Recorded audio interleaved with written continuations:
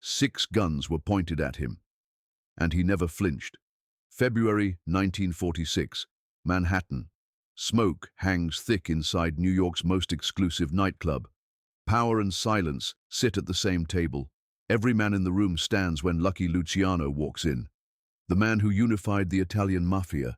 The man whose name ends conversations. Chairs scrape back in unison. Every man rises, except one. Bumpy Johnson stays seated, cigar burning slow between his fingers, eyes steady, locked forward, no fear on his face, no apology in his posture. Across from him sits the most powerful mob boss in America. Behind Luciano stand men who have killed without hesitation. Brooklyn, Manhattan, Sicily, it didn't matter. They were waiting for a signal, waiting for permission. One wrong word in this room starts a war that paints New York red, a war no one truly wins. One smart move changes the underworld forever. Everything hangs on silence. Bumpy Johnson didn't rule Harlem with bullets. He didn't need noise or threats. He ruled with leverage, with intelligence, with respect.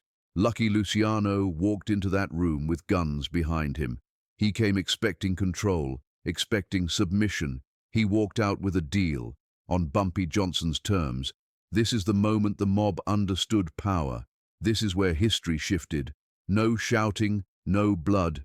Harlem doesn't bow. World War II was over, and America was celebrating. Soldiers were coming home, factories were quieting down, and New York City looked like it was ready to breathe again. But in the smoke-filled back rooms of the city, a different kind of war was brewing. One fought without uniforms, without flags, and without mercy. Power was shifting, and everyone at the top could feel it. Lucky Luciano was back on the streets after 9 years in Dannemora prison. The same man who had modernized the mafia, organized the 5 families, and turned chaos into structure. The government didn't free him out of kindness. They made a deal. Luciano used his influence on the docks to protect American shipping during the war. In return, his sentence was commuted, but freedom came with a price. That price was exile. In less than 3 weeks, the feds were shipping Luciano back to Italy permanently. No appeals, no delays, no coming back. Luciano understood what that really meant. If he left New York without locking things down, his empire would fracture the moment his ship crossed the Atlantic, and men like him did not build empires just to watch them fall apart. On paper, everything looked solid. The 5 families were already aligned and functioning. Frank Costello was running Luciano's family with a smooth hand. Albert Anastasia controlled the docks with fear and efficiency. Meyer Lansky handled the money, the numbers, and the quiet math that kept everything alive. The machine was running exactly how Luciano designed it, but there was one problem that refused to fall into place. One territory that never answered to Italian bosses: Harlem. For decades, Harlem operated under its own rules, its own power structure, and its own protection. It wasn't controlled by fear from outside, it was controlled by trust from within, and that trust belonged to one man. The numbers racket in Harlem was booming, an illegal lottery that pulled in millions every single week. Money flowed through barbershops, churches, corner stores, and back rooms. It paid rent, fed families, and greased the right palms. The Italians had always watched it from a distance, knowing exactly how valuable it was. And now, with Luciano about to leave, they wanted in. Harlem wasn't just territory. It wasn't just pride. It was money, millions every week. And whoever controlled it controlled the future balance of power in New York. Harlem in the 1930s and 40s was its own world. A city inside a city, running on rules outsiders never understood. At the heart of it all was the numbers racket, a simple illegal lottery played by everyday people. You picked 3 digits, placed a small bet, and waited for the result. It wasn't greed that drove it. It was hope. The numbers racket wasn't run from dark alleys alone. It lived in barbershops, beauty salons, churches, and corner stores. Money moved hand to hand, quiet and trusted. Winners were paid on time, every time, because reputation meant survival. In Harlem, the numbers weren't just gambling, they were a financial system. By the mid-1930s, that system was pulling in millions every week. Clean, steady cash that never stopped flowing. The Italians noticed because they always noticed money. To them, Harlem looked like an open vault guarded by men they didn't respect. And that disrespect would cost them dearly. Dutch Schultz was the first to try forcing his way in. He was loud, violent, impatient, and arrogant. Schultz believed fear alone could conquer Harlem. He sent gunmen, made threats, and demanded tribute. What he didn't understand was that Harlem didn't respond to outsiders with guns. Schultz had underestimated a quiet, sharp-dressed enforcer named Ellsworth Bumpy Johnson. Bumpy wasn't loud and he wasn't reckless. He listened more than he spoke and remembered everything he heard. While Schultz tried to scare Harlem into submission, Bumpy built loyalty block by block. Schultz brought violence without respect. He brought outsiders who didn't know the streets or the people. He didn't understand that Harlem protected its own. Every move he made pushed the community closer to Bumpy. Every threat Schultz issued weakened his position instead of strengthening it. Bumpy Johnson didn't need to announce his power. Harlem already knew who kept the peace and who paid the winners. When Schultz crossed the line too many times, his fate was sealed quietly. He ended up dead in a New Jersey tavern, shot down far from Harlem. His war ended the moment Harlem refused to fear him. After Schultz died, the message was clear. You don't take Harlem by force. You don't muscle your way into trust. Bumpy Johnson emerged not just as an enforcer, but as the protector of Harlem's economy. The numbers racket flourished under his watch, stronger than ever. Harlem stood united behind him. The runners, the bankers, the people placing bets, they all trusted one man. That trust was more powerful than guns or crews or reputation, and the Italians never forgot that lesson, even if they didn't accept it. 11 years later, Luciano wanted what Schultz couldn't take. When Lucky Luciano decided it was time to talk, he didn't send a letter or make a phone call himself. He sent word through channels that never failed. Quiet messages passed from mouth to ear, carried by men who understood what a request like that meant. A meeting wasn't a suggestion, it was an expectation, and everyone waited to see how Harlem would respond. Bumpy Johnson didn't respond at all. Not that day, not the next. A full week passed with nothing but silence. No refusal, no counteroffer, no acknowledgement. In the underworld, silence was never accidental. It was a statement, and it was a powerful one. That alone told Luciano everything he needed to know. This wasn't going to be easy. Bumpy wasn't intimidated by names or reputations.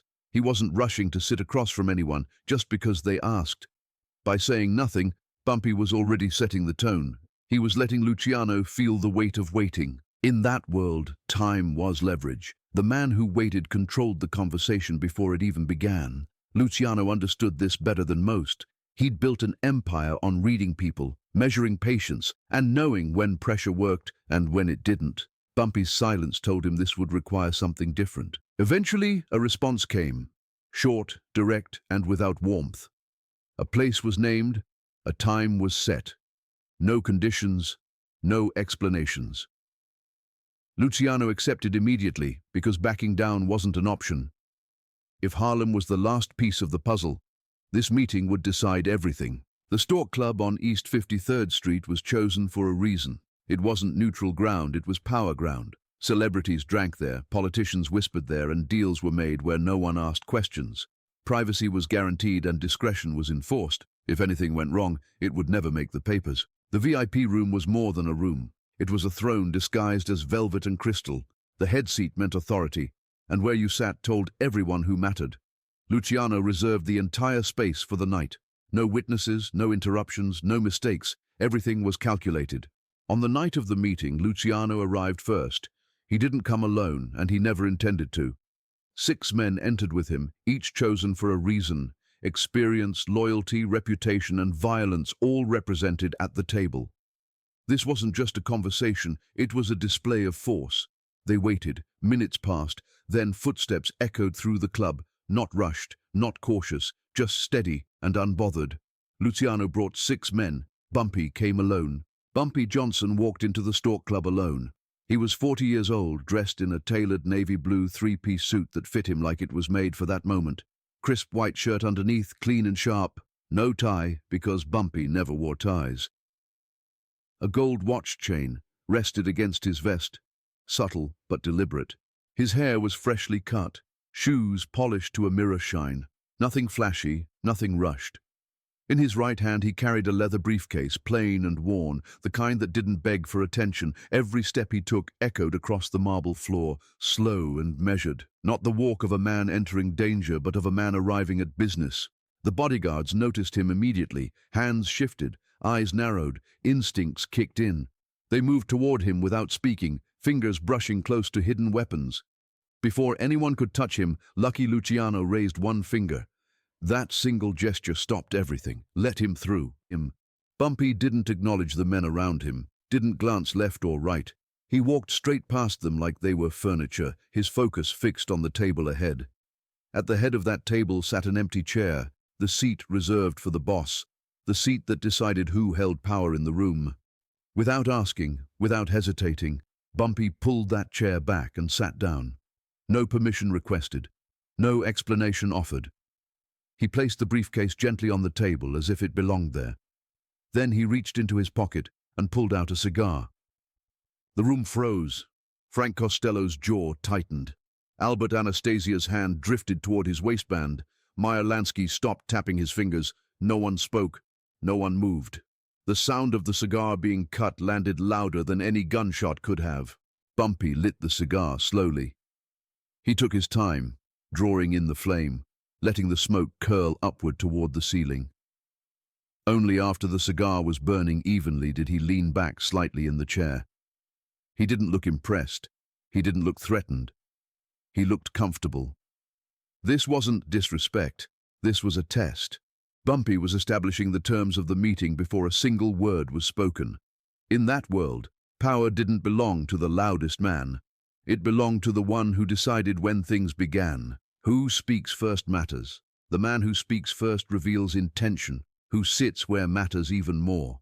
Seats decide hierarchy long before words do. And silence, real silence, is never empty. Silence is pressure. Silence is control. Lucky Luciano understood that immediately. He recognized the move for what it was. Not arrogance, not ignorance, but confidence sharpened by experience. This was a man who knew exactly what he was doing, and exactly who he was doing it to. Luciano took the seat directly across from Bumpy. He didn't rush. He didn't smile right away. He adjusted himself carefully, placing his hands on the table, matching Bumpy's calm. The killers behind him stayed still, waiting. The room belonged to two men now, not six, not an army, just two. Luciano looked directly at Bumpy Johnson and finally broke the silence. "Mr. Johnson," he said calmly, "thank you for coming." Lucky Luciano folded his hands on the table and leaned forward slightly. His voice was calm, measured, almost polite. The voice of a man who never needed to raise it. He told Bumpy he was leaving the country soon, that the government was sending him back to Italy. He said New York needed to stay orderly after he was gone. No wars, no chaos, just business. Luciano explained that Harlem was the last piece missing from that order. The numbers racket was pulling in serious money and everyone in the room knew it. He acknowledged that Bumpy had been running things since Dutch Schultz died, that Harlem trusted him, that the operation worked because of him. Then he made his offer. Luciano said his people would provide protection, capital and connections, banking support, legal help, political cover. In return, the Italians would take 40% of the profits. Bumpy would stay in charge on the surface, but under their umbrella. Independent, but protected. It sounded clean, reasonable, almost generous. The room stayed quiet as Luciano finished. Frank Costello leaned forward slightly, watching Bumpy's face. Meyer Lansky's fingers tapped softly against the table. Albert Anastasia cracked his knuckles once, slow and deliberate. They were waiting for a reaction, any reaction. Bumpy took another drag from his cigar, let the smoke settle, didn't rush, didn't argue. Then he looked straight at Luciano and asked calmly, "What happens if I say no?" Luciano's smile didn't disappear, but his eyes changed. The warmth drained out of them completely. His voice stayed even, almost casual. He said that if Bumpy wasn't with them, then he was against them, and nobody survived being against them. It wasn't a threat shouted in anger. It was a fact delivered without emotion. In that world, those words meant everything. They meant isolation, pressure, violence, and endless trouble. They meant cops turning hostile, suppliers disappearing, and streets filling with enemies. They meant war without warning, and no safe ground left to stand on. It was the quiet way powerful men promised destruction. Bumpy didn't react, didn't stiffen, didn't blink. He listened like a man hearing the weather report. He set his cigar down gently in the ashtray, slow enough that everyone noticed. The room leaned in without realizing it. Then Bumpy reached for the leather briefcase sitting in front of him. He didn't rush that either. His fingers rested on the latches for a moment, letting the silence stretch. Every man at the table understood that whatever came next would change the conversation completely. Bumpy flipped the locks and opened the briefcase. Bumpy reached into the open briefcase and pulled out a single photograph. He didn't slide it fast or dramatic.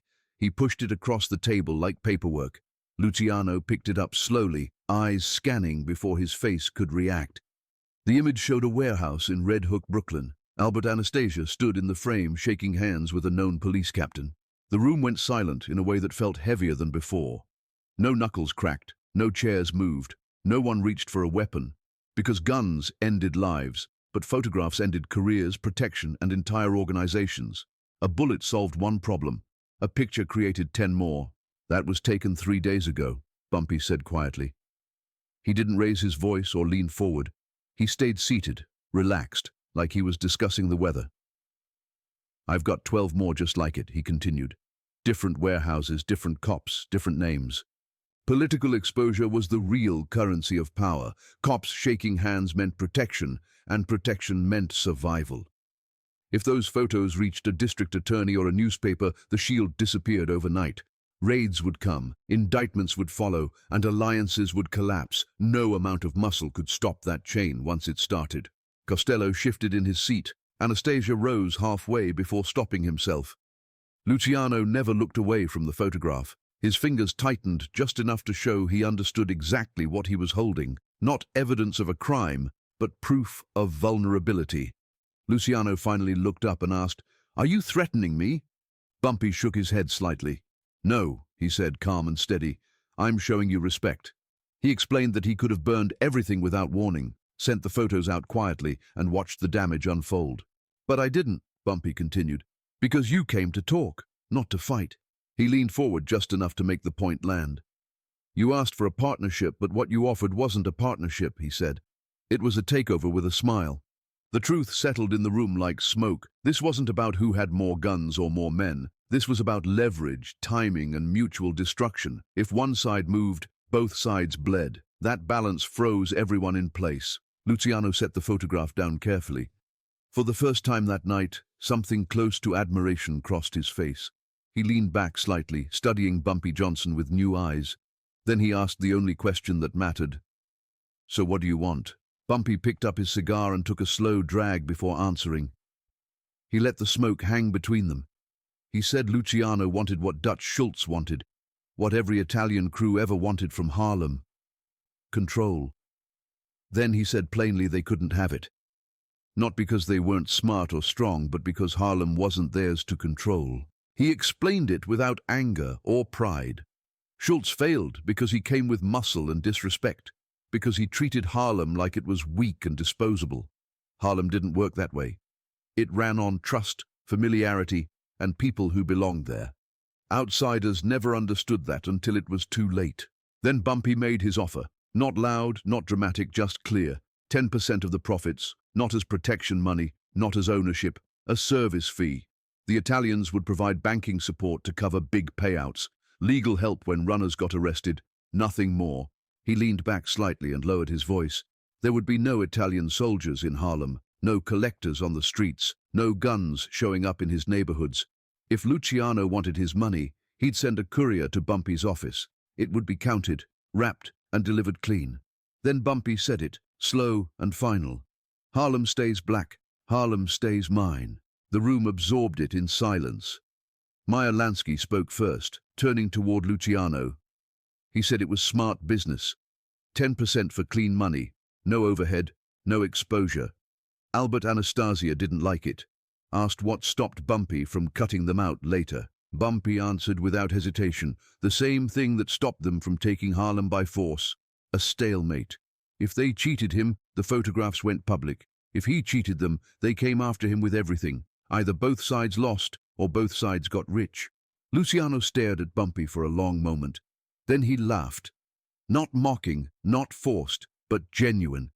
He said Schultz was an idiot, that he should have talked first. Luciano stood and extended his hand. 10%, banking only, no soldiers in Harlem, money delivered monthly. Bumpy stood and shook his hand. One firm grip, no smile, no hesitation. The deal was sealed. The tension drained from the room. Costello exhaled. Lansky smiled. Even Anastasia relaxed back into his chair. Luciano held Bumpy's hand a second longer and spoke quietly. He said he'd done business with presidents, cops, union bosses, and killers.